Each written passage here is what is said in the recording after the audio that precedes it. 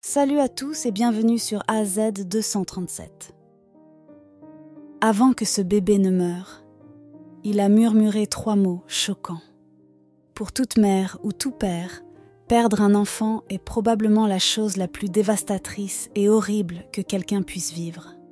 La perte, la douleur et la tristesse sont plus que la plupart des gens peuvent supporter. C'est vraiment quelque chose qu'aucune quantité de temps ne pourrait jamais guérir. Certaines histoires sont tout simplement trop tristes pour les mots. Nous voulons vous montrer l'histoire de Nolan Scully.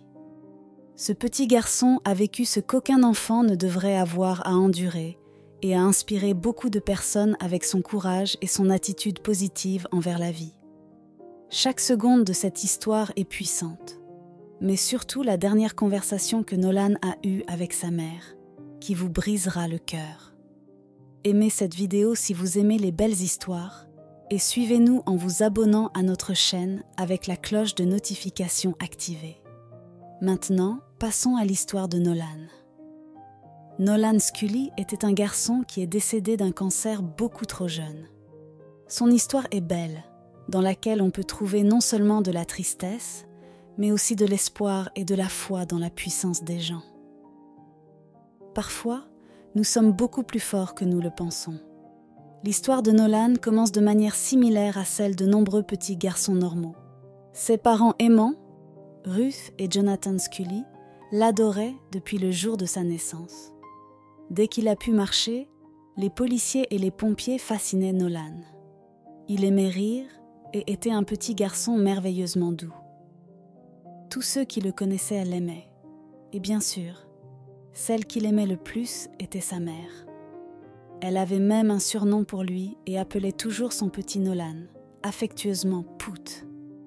Mais malheureusement, lorsque Nolan a eu 3 ans, le désastre a frappé.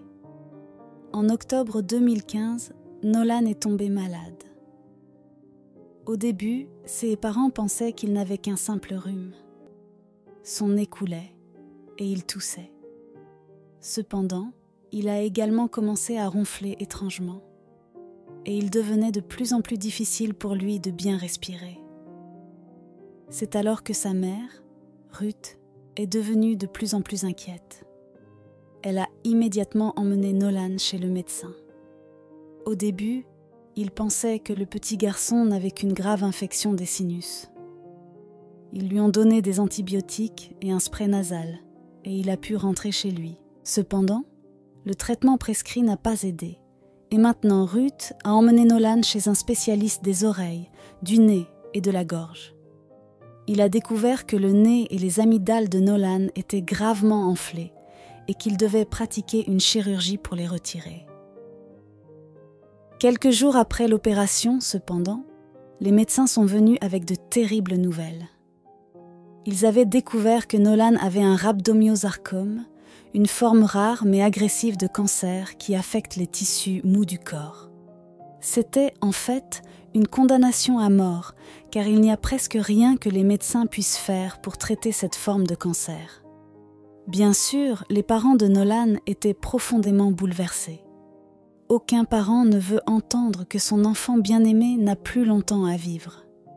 Pouvez-vous imaginer ce qu'ils ont dû ressentir et ce que Nolan a dû ressentir lorsqu'ils lui ont annoncé la nouvelle? D'un coup, cela a complètement bouleversé la vie de Nolan et de sa famille et ne serait plus jamais la même. Surtout pour la mère de Nolan, c'était la pire nouvelle qu'elle ait jamais entendue. Elle était enceinte à l'époque, mais comment pouvait-elle profiter de cette grossesse lorsque son autre enfant s'éteignait lentement? Les médecins ont immédiatement fait beaucoup de tests sur Nolan, des scanners CT aux analyses de sang, et ont découvert que la tumeur était encore isolée. Bien qu'ils ne pouvaient pas l'opérer, il y avait la possibilité de réduire la tumeur avec la chimiothérapie. Et c'est ainsi que le doux petit garçon a commencé la bataille de sa vie. En plus de tous les scanners, tests, injections et transfusions sanguines, il devait également subir une chimiothérapie pendant 43 semaines. Quelque chose de très intense, surtout pour un si petit corps. Il a été admis à l'hôpital de Georgetown au service spécial de cancérologie pédiatrique. Ce serait sa nouvelle maison pour les prochains mois. Toute une équipe d'infirmières ferait tout ce qu'elle pouvait pour rendre Nolan aussi confortable que possible. Pendant les traitements, et dans une tentative de faire un peu plus avec le terrible fait que son fils était si malade, la mère de Nolan a commencé une page Facebook pour lui. La page, appelée Nolan Forte, existe toujours. Entre-temps, la chimiothérapie et la radiothérapie ont commencé à avoir un terrible effet sur Nolan. Il a perdu ses cheveux, quelque chose qu'il n'aimait pas, et il était souvent extrêmement fatigué et aussi nauséeux. Néanmoins, il a gardé son courage et est devenu une véritable inspiration pour toutes les personnes autour de lui. Sa volonté de combattre le cancer était forte, et c'était exceptionnel non seulement pour ses proches et les infirmières, mais aussi pour les milliers de suiveurs sur sa page Facebook, qui était très sympathique à la famille. La page a également permis de collecter beaucoup d'argent pour ces traitements, dont ils avaient désespérément besoin, car ils ne pouvaient tout simplement pas payer tout cela. Les gens ont également envoyé beaucoup d'ours en peluche et de cadeaux pour le petit garçon, et grâce à des événements de collecte de fonds, ils ont collecté encore plus d'argent. Toute la communauté soutenait Nolan. Nolan était un petit combattant et a toujours continué à rêver. Son plus grand rêve était de devenir un jour policier et il est resté plein d'espoir. Il appréciait les choses amusantes qu'il pouvait encore faire, comme assister à un événement Jurassic Park, visiter le port local ou se promener avec ses parents et voir toutes les lumières de Noël. Lors d'une journée vraiment spéciale, son rêve préféré s'est réalisé. Alors qu'il était à l'hôpital, le chef de la police de la station de police locale est venu le voir et l'a assermenté en tant qu'agent spécial. Roland Nolan. La brigade de pompiers locale l'a également déclaré membre spécial de la brigade de pompiers avec une mention honorable. Nolan était très fier et heureux de toute l'attention et reconnaissant pour le talkie-walkie spécial qu'il a reçu du chef de la police pour qu'il puisse signaler à son nouveau patron de temps en temps. Malheureusement, tous les traitements médicaux ont échoué et Nolan a dû continuer avec plus de cycles de chimiothérapie et de radiothérapie. Ces médecins ont également décidé de tenter la chimiothérapie. Cependant, comme le cancer s'était déjà propagé aux poumons de Nolan à ce moment-là, cela a également été infructueux. Le 7 septembre 2016, Nolan a fêté son 4e anniversaire avec sa famille aimante, et ce serait son dernier anniversaire. Nolan perdait la bataille contre le cancer, et le médecin a dit qu'il n'avait probablement plus beaucoup de temps sur cette terre. Aucune méthode de traitement n'avait aidé, et le cancer continuait à se propager dans le petit corps de Nolan. La seule chose que les médecins pouvaient faire pour lui maintenant était de le rendre aussi confortable que possible et de s'assurer qu'il souffrait très peu de douleur. Sa mère se sentait complètement dévastée et continuait à partager ses expériences et ses sentiments sur la page Facebook Nolan Forte. Là, elle a également partagé les événements des derniers jours de la vie de Nolan.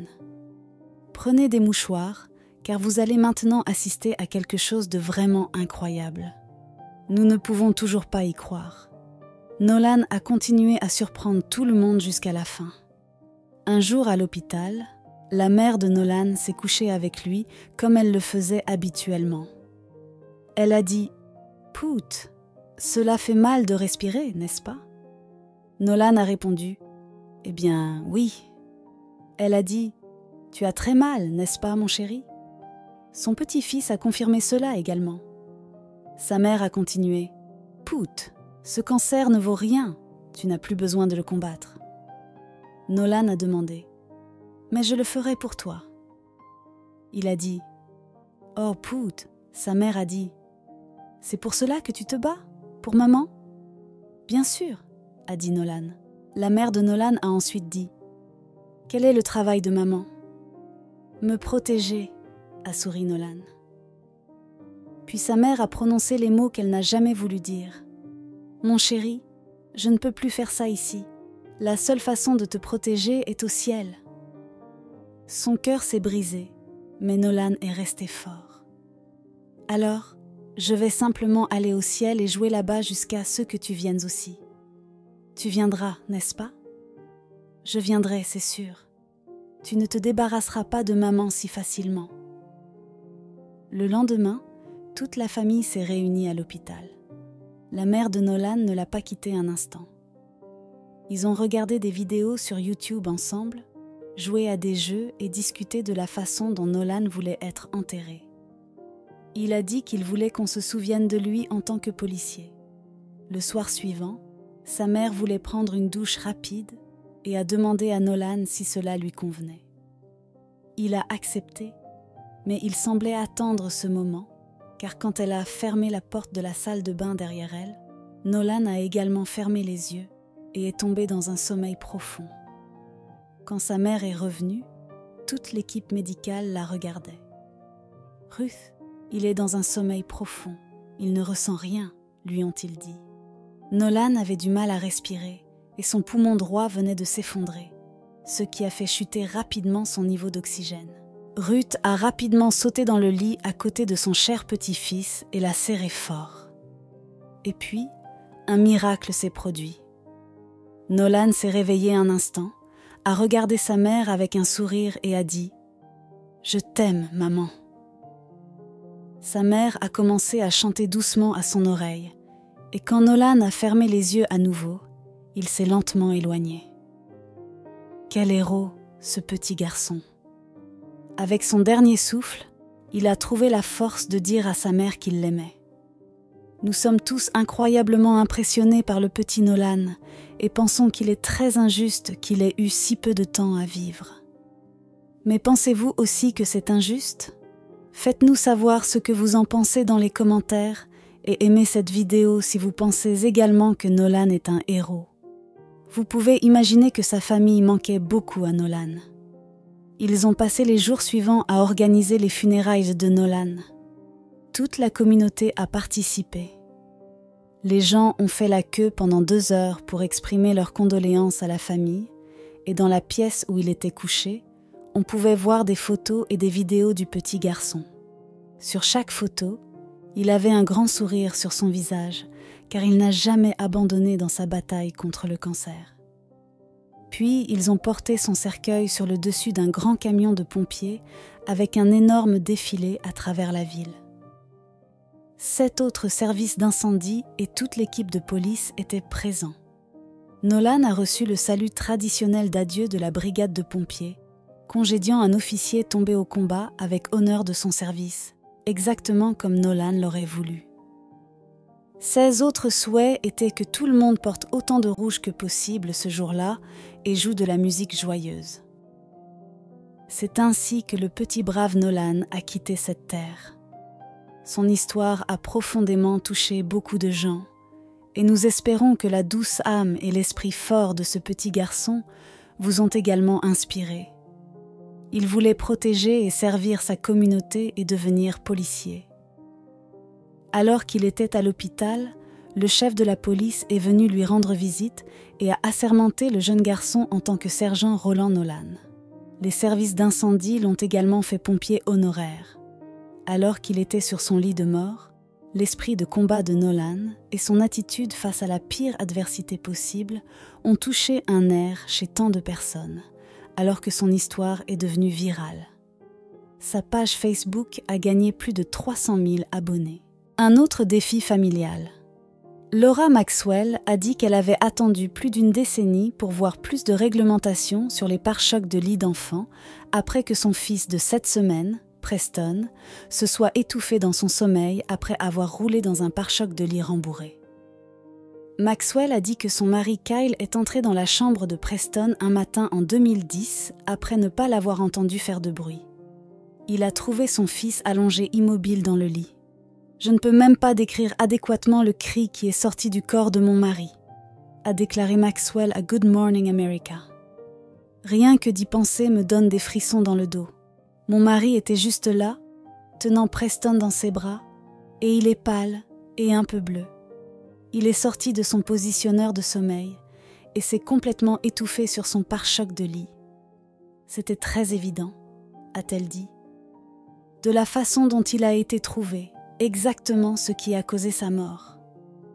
Selon le rapport d'autopsie, le médecin légiste de l'Alaska a trouvé que la mort de Preston était due à une asphyxie du visage coincé entre un pare-choc de lit et un matelas. Le médecin légiste a découvert que Preston avait apparemment roulé sur un positionneur et a été trouvé dans cette position. Maxwell a poursuivi en justice et a par la suite trouvé un accord avec le fabricant du pare-choc de lit. Avant la mort de son fils, Maxwell a dit qu'il n'y avait rien dans les pare-chocs de lit qui lui semblait dangereux. Elle les avait même utilisés pour sa fille Emma, qui est 2 ans plus âgée que Preston. « Je ne pensais tout simplement pas à mal », a déclaré Maxwell. « Je veux dire, vous entrez dans un magasin et ils ont ce lit en sac et vous pensez juste « Oh, c'est un joli design » et tout ce qui est vendu sur une étagère doit respecter des protocoles de sécurité. Les mamans ne connaissent pas cette information, a-t-elle dit à propos des dangers potentiels des pare-chocs de lit rembourrés. Cette information n'est pas là, et je vais faire tout ce qu'il faut pour que non seulement ces entreprises soient tenues responsables, mais que les gens entendent les histoires. Maxwell, pour sa part, souhaite voir les pare-chocs de lit rembourrés complètement retirés du marché. Vous ne pensez pas que quelque chose comme ça, qui va être vendu, pourrait être un risque d'étouffement, du moins pas dans mon esprit, a-t-elle dit. Avec l'expérience, vous gagnez en compréhension et vous réalisez, d'accord, je dois être un peu plus prudente avec tout. Maxwell a apporté son soutien au Safe Cribs Act 1259, une législation introduite cette année par les sénateurs Tammy Duckworth, Illinois, Richard Blumenthal, Connecticut, et Rob Portman, Ohio, qui interdirait la vente de pare-chocs de lit rembourrés aux États-Unis. Le projet de loi, soutenu par l'American Academy of Pediatrics, AAP, Consumer Reports et la Consumer Federation of America, rendrait également illégal aux États-Unis de fabriquer, distribuer ou importer des pare-chocs de lit portables. Une législation supplémentaire, le Safe Sleep for Babies Act de 2021, HR 3182, qui interdirait également la vente de pare-chocs de lit rembourrés aux États-Unis, a été adopté par la Chambre des représentants en juin. Chaque produit que vous apportez en tant que nouveau parent, s'il est sur une étagère de magasin, vous supposez qu'il est sûr, a déclaré Maxwell. C'est leur travail en tant que législateur de s'assurer que les parents sont pleinement conscients des dangers. Selon l'AAP, environ 3400 bébés aux États-Unis meurent chaque année pendant leur sommeil de mort soudaine et inattendue. Dans les commentaires, dites-nous ce que vous pensez des enfants qui meurent beaucoup trop jeunes de maladies horribles. Merci d'avoir regardé la vidéo. Surtout, n'oubliez pas de cliquer sur le bouton j'aime et partager autour de vous. À très bientôt sur AZ237.